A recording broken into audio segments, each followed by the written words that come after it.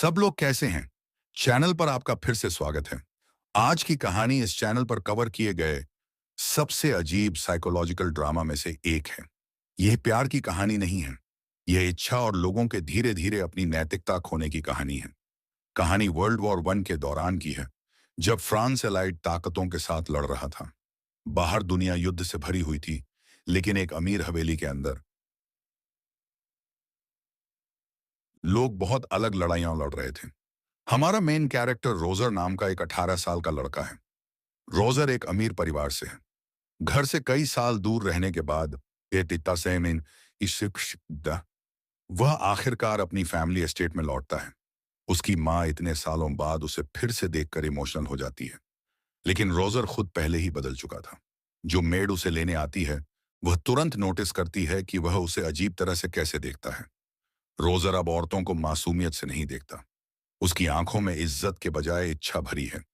जैसे जैसे रोजर हवेली के अंदर ज्यादा समय बिताता है, उसे धीरे धीरे घर के अंदर छिपे चौंकाने वाले राज पता चलते हैं।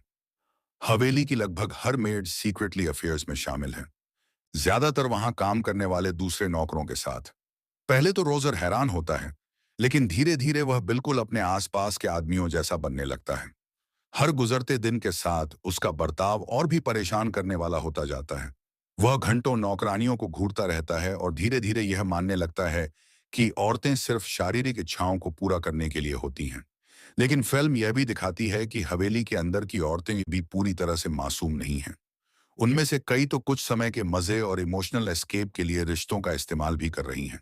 इस कहानी में अब कोई भी सच में प्यार को नहीं समझता, लेकिन फिर कहानी और भी डार्क मोड़ लेती है। रोजर को कुछ चौंकाने वाला एहसास होता है।